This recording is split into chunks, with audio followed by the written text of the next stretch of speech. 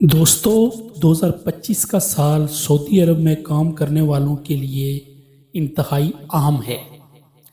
इस साल बेशुमार कवानीन में तब्दीलियां की जा रही हैं।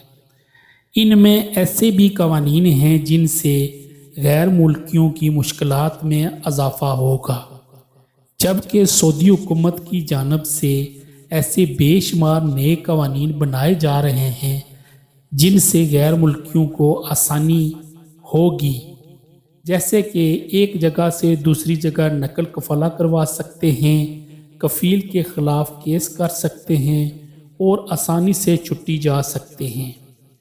अभी इन तमाम कवानीन की तहकीक बन रही है और मजलिस शुरा के इजलास हो रहे हैं, तफसील से आगाह करते रहेंगे। आज भी सऊदी अरब में 4 नए कानून जारी हुए हैं जिनका जानना हर गैर मुल्की के लिए ज़रूरी है जो सऊदी अरब में काम करता है। सऊदी अरब में खरूज ओहदा यानी छुट्टी जाने वालों के लिए इंतहाई बुरा कानून जारी हो चुका है। सऊदी जवाज़ात की जानिब से ये अलामिया जारी हुआ है कि जो लोग छुट्टी पर जाएंगे इन्हें फ़ीस अदा करना होगी। 6 महीने की छुट्टी जाने वाले को 1000 रियाल फ़ीस अदा करना होगी। जो लोग छुट्टी पर जाएंगे इन्हें सोच समझ कर छुट्टी लगवाना पड़ेगी। सऊदी जवाज़ात की जानिब से ये वाज़िया किया गया है कि अगर कोई बंदा छुट्टी लगाए और बाद में कैंसिल कर दे या 10 दिन के बाद छुट्टी को कैंसिल कर दे तो उसे छुट्टी की फ़ीस अदा करनी होगी। छुट्टी कैंसिल करने के बाद फ़ीस वापस नहीं होगी, यानी खरूज ओहदा लगाते वक्त भी फ़ीस अदा करना होगी और कैंसिल करने के बाद भी फ़ीस अदा करना होगी।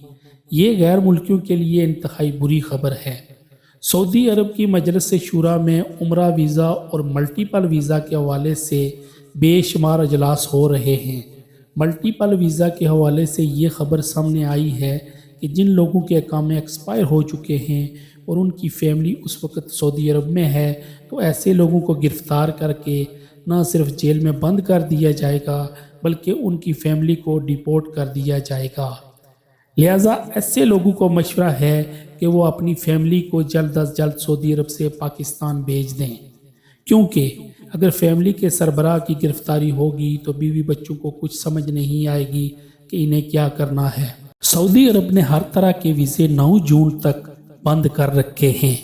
चनाचे 10 जून को ये वीज़े दोबारा खोल दिए जाएंगे और 365 दिन का वीज़ा लगना शुरू किया गया है। फिर अचानक दोबारा मल्टीपल वीज़े का ऑप्शन वेबसाइट पर हटा दिया गया। अब दोबारा ये ऑप्शन कब आएगा, हर तरह के वीज़े कब ओपन होंगे, इस बारे में अभी कुछ पता नहीं है। अभी सिर्फ वेबसाइट पर सिंगल एंट्री वीज़ा शो हो रहा है।